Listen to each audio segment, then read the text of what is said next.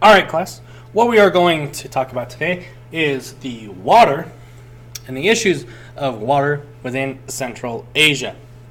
So to start, you must know that water is the common denominator that links all of Central Asia together. Okay? Is the common denominator. Okay? And it is the common denominator because of the harshness of the landscape of Central Asia.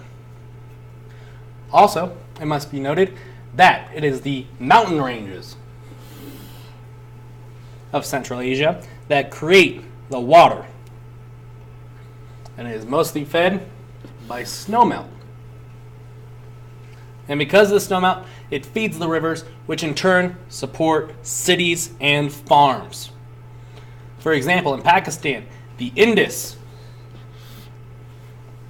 nourishes one of the most heavily intense irrigated areas of the world. Okay. Then you also have engineers. Back during the Soviet days, damming and diverting water, mainly from the Amu Darya and the Sir Darya rivers, okay, to grow cotton on huge farms. And because of this, and the issues of diverting water and irrigating and putting harsh chemicals into the environment, you have land that's poisoned by agricultural chemicals.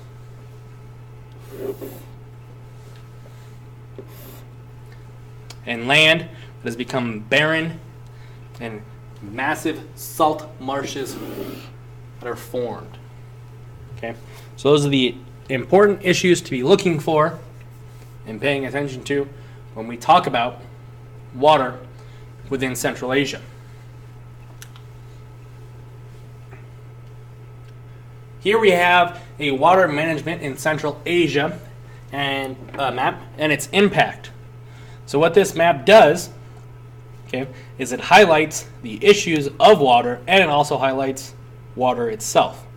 So the first and most important thing that you need to know is that massive migration is taking place within Central Asia due to the issue of polluted water and polluted environments. Okay, so we're going to look right here. It is in Kazakhstan and Uzbekistan.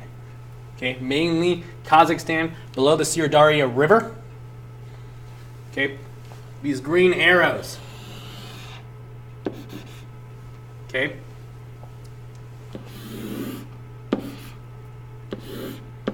What that does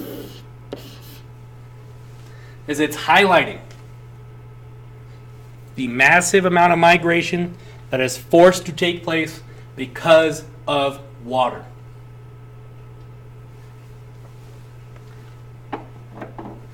And the reason that region is heavily affected is because, as the previous slide stated, you have massive irrigation efforts during the Soviet era, which caused dams to be created and water to be irrigated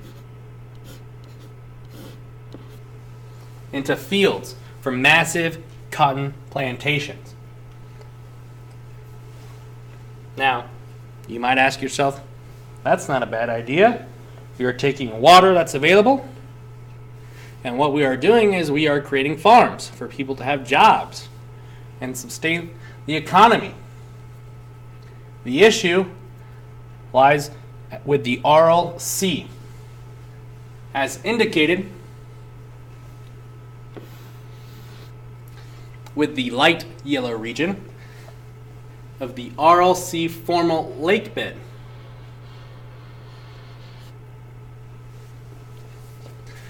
Because water is being diverted and used for irrigation, the Aral Sea is steadily declining. Okay?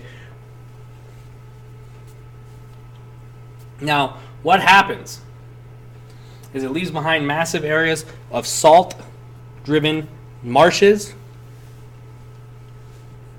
and in a sense, a dry lake bed which becomes a man-made desert. When wind blows,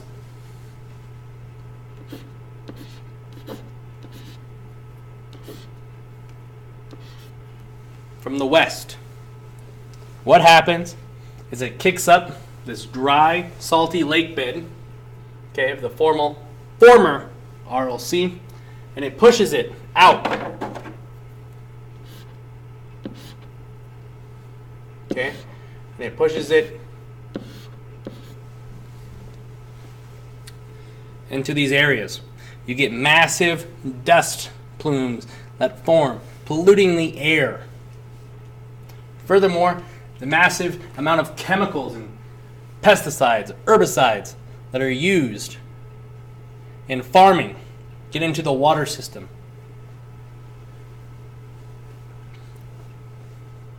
And because of that, it has created a toxic environment all throughout Central Asia.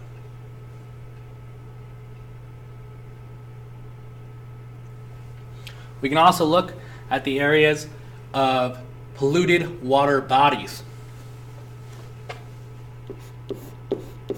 Right down here is our key. So we're going to see all the dark areas are areas of polluted water. We have rivers, and we also have lakes, and we have groundwater.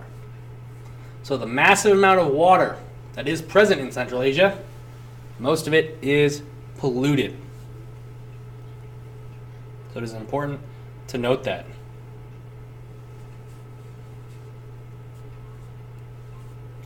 However, the issue isn't just with the polluted water or the major damming and irrigation efforts along the Amu Darya and Sir Darya River.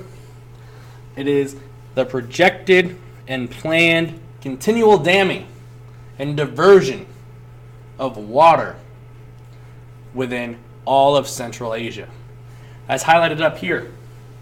Okay. There's plans to divert rivers to the RLC to replenish it. However, if you take a step back and think, that may solve the crisis in the RLC region. But what kind of environmental catastrophes will you create in different areas of Central Asia? Issues among dams and hydro plants.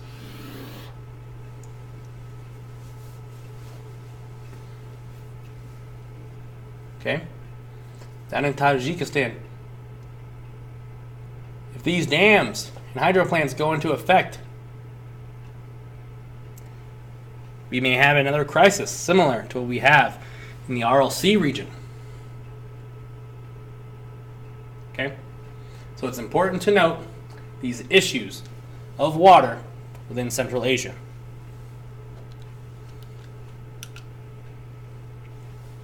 As we look at this slide,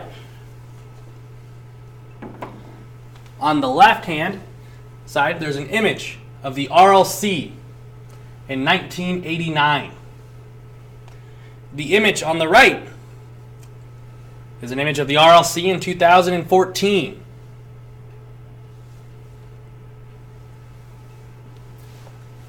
These satellite images do a great job of showing the decline of the RLC due to the diversion of water. Also, the image on the right does a great job of showing the former lake bed of the RLC. You can see it's highlighted. You can see the color discrepancies.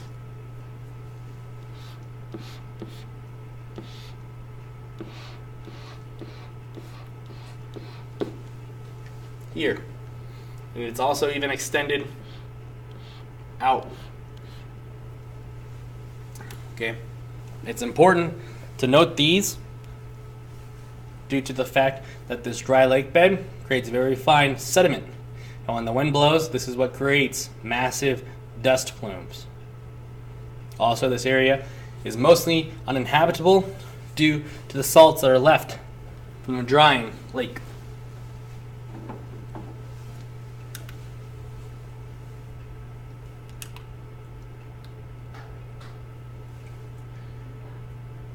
Here we have two images that are related to the RLC. On the left-hand side, we're going to see water that was diverted into areas from the Syr Darya and the Amu Darya rivers. Okay? Now these areas are where those massive plantations and farms are. And that's what's causing the RLC to deplete, is farming within those two areas.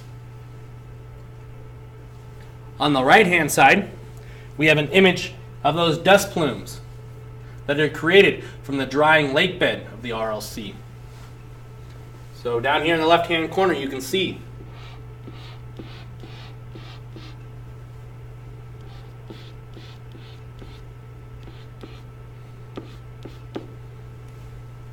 the former lake bed in two distinct areas. You can tell that by the color pattern of the soil. But what you see is these massive dust plumes being created due to the shifting winds.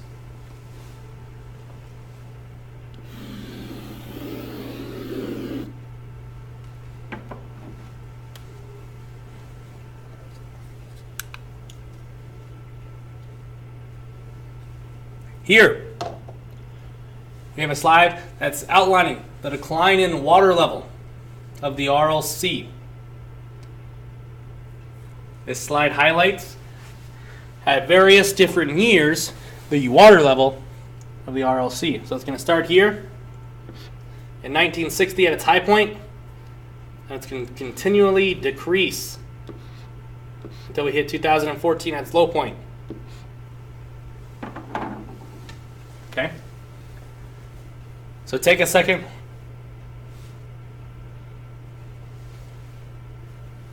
Watch and see the decretion and the decreased size of the RLC.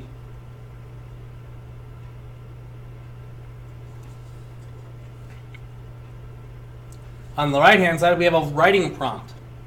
Okay? There are two main rivers that flowed into the RLC, and they continue to flow into the RLC. The Amu Darya and the Syr Darya. Okay, they were diverted and dammed in order to irrigate farmland. So in your opinion, was the diversion a good idea or a blunder? Explain why you made your decision and list facts and details to explain your answer. Okay, so take a second, write down this prompt. You can answer it at the completion of this presentation.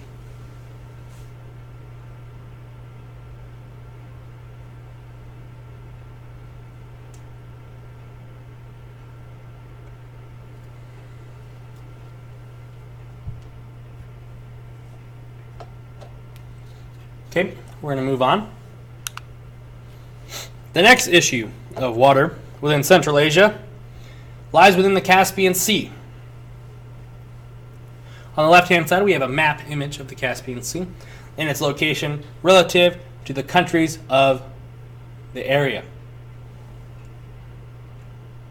On the right-hand side, we have a satellite image of the Caspian Sea.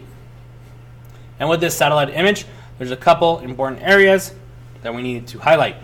The Caspian Sea will fluctuate, and its water level will either rise or go down, depending on the amount of snowfall within the various mountain ranges and rivers that feed into the Caspian Sea region. Okay?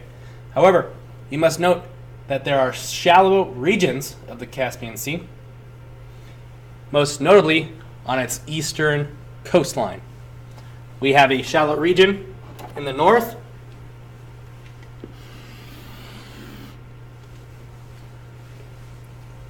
that is bordering Kazakhstan.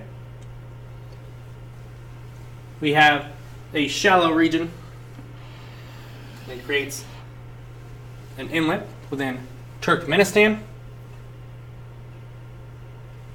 And then we have another shallow region along the border of Turkmenistan going down into Iran here. So it is important to note these shallow areas could become dry lake bed depending on the level of the Caspian Sea. Okay. As we move on, this is where the issue of the Caspian Sea lies. Do we classify the Caspian Sea as a lake or use its name and call it a sea? Now there are two main reasons why. Okay, you may want this, and it lies with territorial waters. Okay, if you classify the Caspian Sea as a sea, we're going to use the image on the left.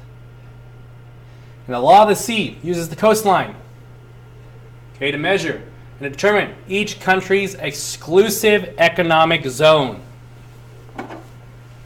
That is important. Exclusive economic zone.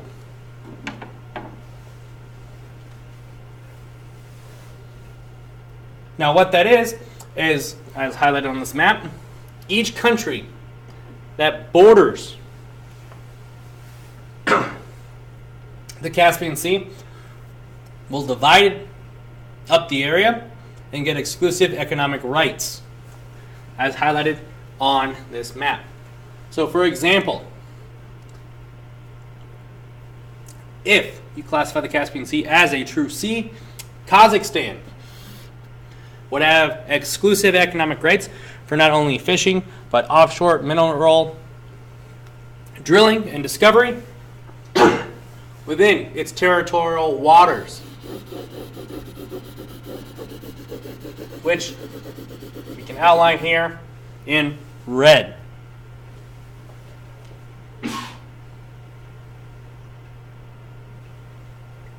So Kazakhstan will have access, and exclusive access, to that entire area, for example. On the flip side, if you classify the Caspian Sea as a lake, you use a different system to determine the economic value of the Caspian Sea. Because what happens is each country is entitled to 15 nautical miles for mineral exploration. That is 15 miles from the coastline out, and then another 10 miles from that 15-mile mark for exclusive fishing rights.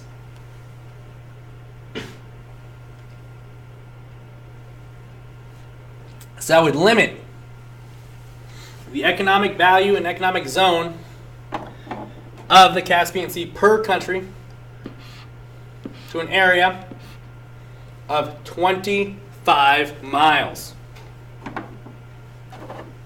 Then, because it's classified as a lake, there's an area that is considered under joint control, which is highlighted by this green. And what that is that is an area where any country that borders the Caspian Sea could use for economic purposes, whether fishing or mineral exploration.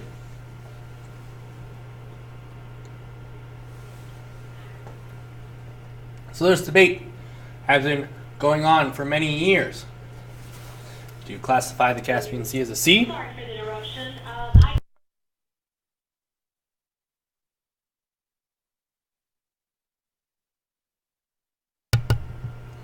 Do you classify the Caspian Sea as a sea, dividing it up into exclusive economic zones, or do you classify the Caspian Sea as a lake,